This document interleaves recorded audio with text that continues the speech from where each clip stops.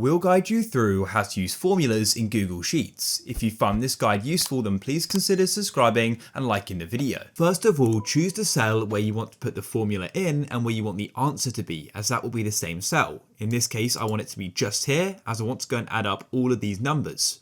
Then what you can do is when the cell's clicked, you can then go and press on the equals key, as you always start a formula with an equals.